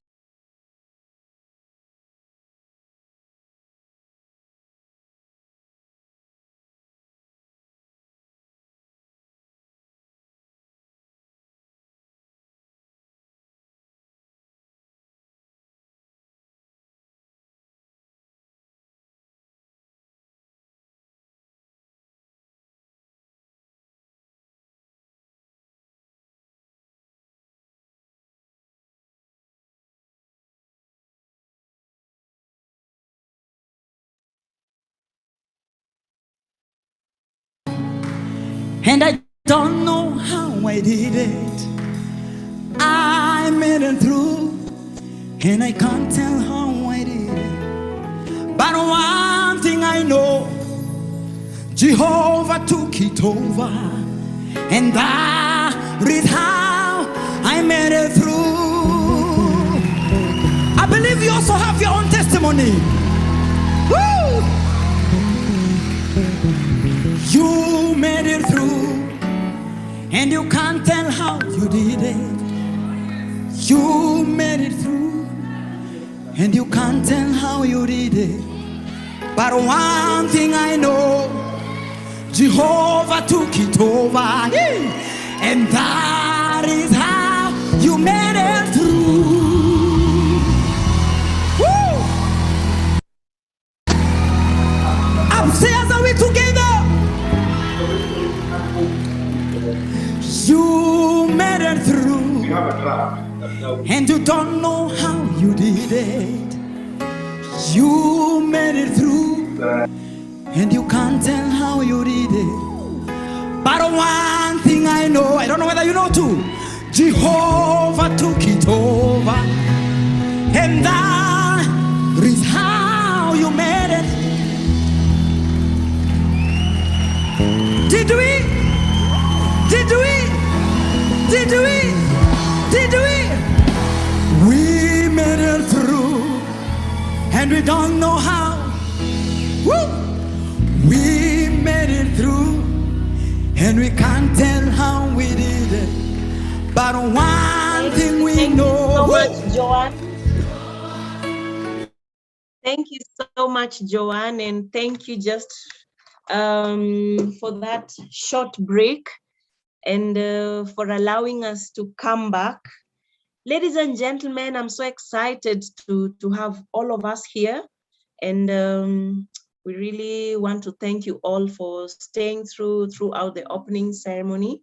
So allow me now to call upon my colleague Sifiso from International IDEA to really speak to us before we now delve into the academy and have the facilitators take us through.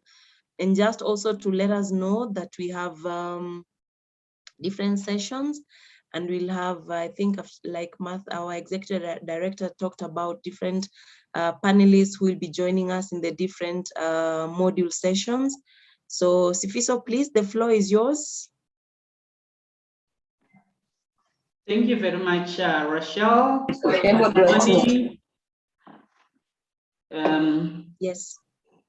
Thank you Go very ahead. much, Rochelle. Good morning, sisters. Good morning, brothers from different corners of Africa, and in particular, our sisters and brothers from Kenya, who are the current host of this academy session. Honorable Medit Odhiambo and Martha Kalua, and the executive director of FAWE, our program officer, Rachel, and Teresa Omondi from FAWE. Thank you so much for organizing this platform so that we gather our minds together and see what works and how we can learn from each other in terms of women in political participation. I am Sifiso Samet Dube from International IDEA, representing the Women in Political Participation Project.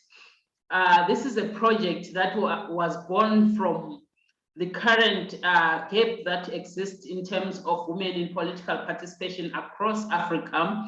The project is currently implemented in 8 countries, and Kenya is one of the countries.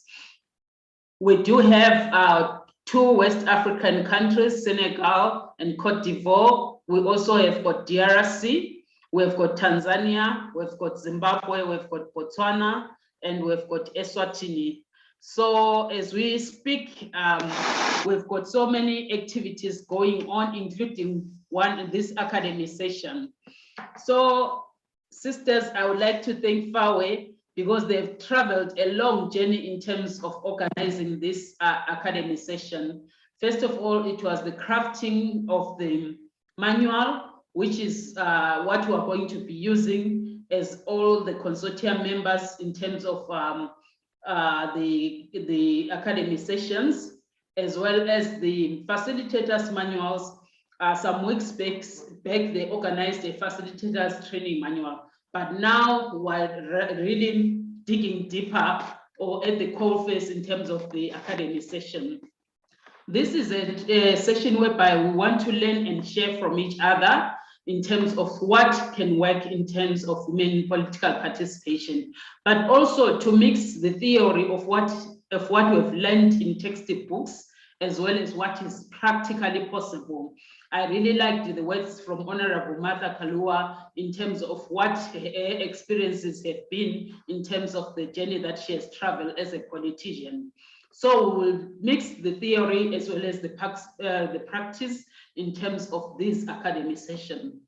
I'm particularly interested in the focus around young women in politics, as well as women with disabilities in terms of these academy sessions, because we do not want to leave anyone behind in terms of political participation. As we move forward with the academy session today, I would like to urge our colleagues and our sisters to also link up with FAWE as they do other activities that are part of this project. We have activities such as the intergenerational dialogues. We've got the peer-to-peer sessions. We've got thematic dialogue sessions with parliaments, and we've got also training with media that is facilitated by our sisters from Gender Links, as well as Padare in Kenya and Tanzania. So let us link with all consortium members of the WPP consortium.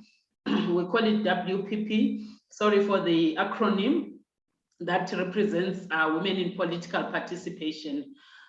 We wish FAWE all the success in terms of this academy session. And I'm also interested because there are men amongst the academy session who will also be part of the process. We have a partner in the consortium called Padare that is guiding us in terms of men's involvement or the role of men in terms of women in political participation. So it's going to be an exciting 3 days or 2 days that we are going to be participating in. And please do not be shy in airing your concerns or making your voice heard, because what doesn't count is not counted. This is really a nice platform because it's virtual. So if you are shy, you can also type on the platform and air your views. So that's the nice thing about technology these days. And the other thing that is exciting is also learning how natural disasters or health disasters, such as the COVID pandemic, has affected women in political participation. So I hope that this academy session will also have a session around that, but also linking specifically to the manual that was developed by FAWE. We are excited to support these academy sessions as international idea, and we will continue to listen in these sessions wherever possible. And we wish everyone an exciting 3 days and an exciting journey as you deliberate on what works in terms of women in political participation. Thank you so much, Rachel, and all the best. Thank you so much, Sifiso, and we are happy to have you here, working with us, and all the support that you have given us really to ensure that we have gotten to this far. We also thank you and your team at International Idea, and we are happy to have you here. So, ladies and gentlemen, thank you so much. And now allow me to invite Barasa Nyukuri, who is our lead facilitator and moderator for Academy One. So you will see a lot of Barasa's face, and of course with the other facilitators who will be leading us through this academy. So Barasa, the floor is yours. Please take it now and Participants, I know we shared the program with you, but we can always keep sharing from time to time so that we know how far we are moving. Barasa, the floor is yours. Thank you, Rachel. I think we have had a very exciting moment, especially the opening session. And now we are a bit behind schedule. I just want to invite the Module 0 facilitator, that is Dr. Palinda, to usher us in before we move on to the next session. Please, Dr. Palinda, the floor is yours. Come in, just to give us an overview of our modules and the academy. Do we have Dr. Palinda around, please? Yes, good morning. Oh, good morning, Dr. Palinda. Welcome to usher us in. You are our lead facilitator in the previous academy for the TOTs. Now, again, inaugurate us before we move. Thank you. Thank you so much.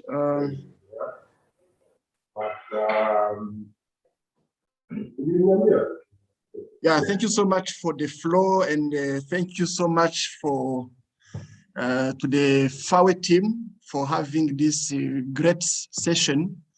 Very inspiring thoughts from various speakers, from honorables, especially Honorable Karua and the other speakers.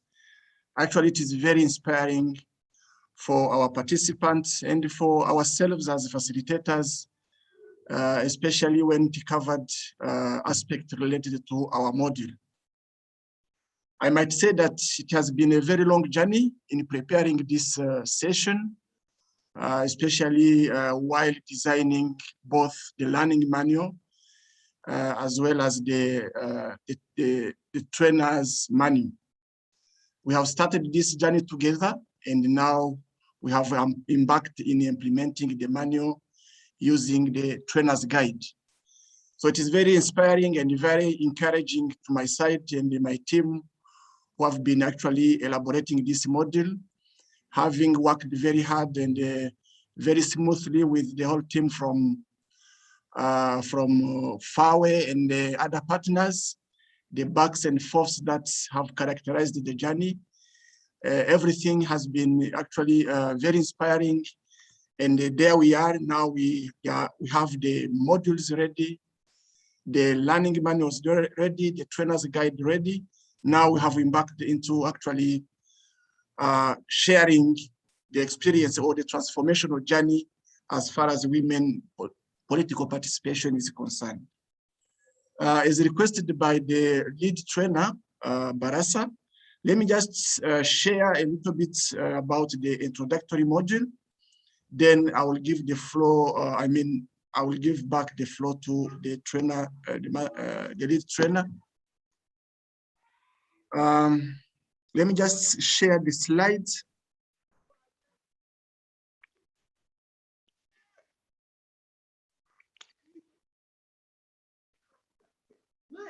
Can you be able to see something? Yes, we can see. Yes, we can see. Yeah, before embarking, there is a slogan that I heard from Rachel. Wamama, Wamama, are you there? I want to hear from your side. Yeah, we are there. Yes, we are here. Yes, we are here. That's great. That's great. Yeah, probably I want just to introduce myself a little bit because some of the participants are not aware. I know it is the first time that you are going to meet on this platform. I'm Dr. Tebuka Balinda. I'm a consultant working in the area of women political participation, women empowerment, and gender equality. But as far as the educational background is concerned, I have a PhD in public administration. I'm from Rwanda, but working also in the region, and I'm also a lecturer at the university. So in brief, that is me, and I worked with the FAWE in designing this module as a lead consultant. We worked with a team from Rwanda, but also another person joined us, that is Honorable Agwanda, especially on Module 9 from Kenya. So the product that we are sharing today, or we are training from today, has been actually elaborated by the team under my supervision. So that's me in brief. So let me just take you through the Module 0, which is very general, which is very, it provides the overall of the modules that, the manual that we have. The manual that comprises of 10 modules plus the Module 0. To me, I always count 11 modules. The module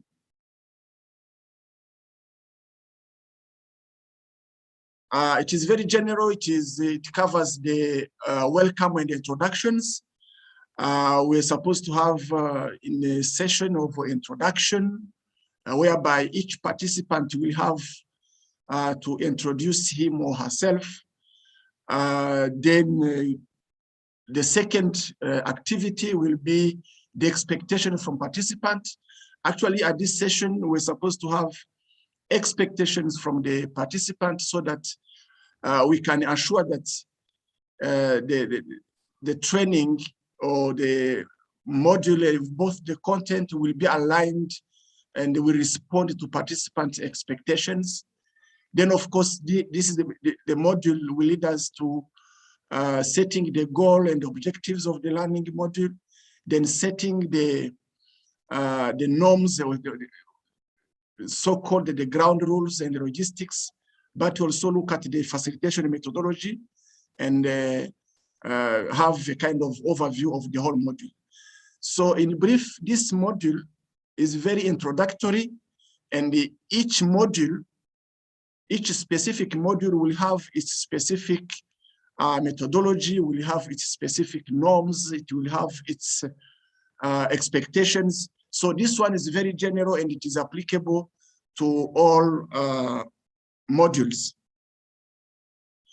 Our activity 1, which I think we are not going to come back on this because we have already the participant registered, and as we are somehow behind schedule, we are not going to get time to introduce to each other.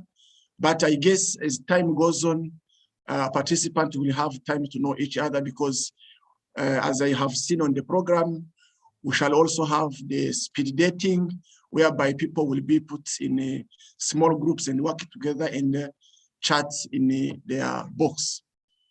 So this is the activity 1 under this module. The activity 2, which is the expectations from the participants. At this session, I want participants to use their chat box so that at least they highlight 3 most important expectations from this academy, so that these expectations from chat box will be recorded as we start the academy, and will be compared to the evaluation at the end. And as we move on, each facilitator can adjust the content and also the methodology so as to meet the participants' expectations. So at this time, I can just call upon the participants to use their chat box so that they can write down at least 3 of their most important expectations. Then the team led by Joanne and Michael Ngus and others, the team from FAWE can record this. And after recording, we'll be having a session of reviewing them as we move on so that we can align both the methodology but also the content so as to meet participants' expectations. I can see only 3 people have already, 3 participants have already put their expectations. But let us expect that as we move on, other participants will be putting the expectations. I can see we are 48 participants.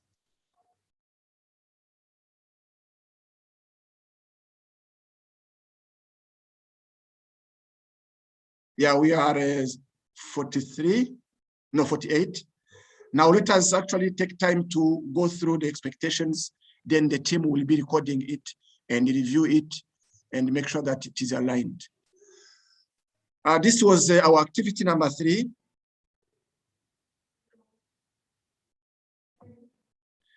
Then the activity number 4 is the academy. The objectives, the overall objective of the academy is to improve or to enhance participation of women in politics and decision-making while building awareness and strengthening the capacity to formulate and advocate demands for women's political participation. This is not far from what the executive director of FAWE has alluded earlier on, that the overall aim of this academy is to ensure that women are equipped with all the capacities so that they can effectively participate. They can go beyond the numbers. We have women, though women are still underrepresented, but even in some countries where women are adequately represented in the political positions, in leadership positions, but we need also at the end of the day to make a significant contribution. And the significant contribution will only come from significant capacities. So this academy will help women in politics, but also those aspiring, because I've read that we have young women aspiring to join politics, to vie into politics. So this module will equip them with this academy will equip them with the necessary skills, the necessary knowledge on how to interact into politics, how to understand politics, how to communicate, how to advocate for gender budget statement, how to embrace the transformational leadership, and how to balance the life and work. So all the modules actually are articulated in such a way that they can help participants to acquire the necessary knowledge so as to make significant contribution and change in women's political participation.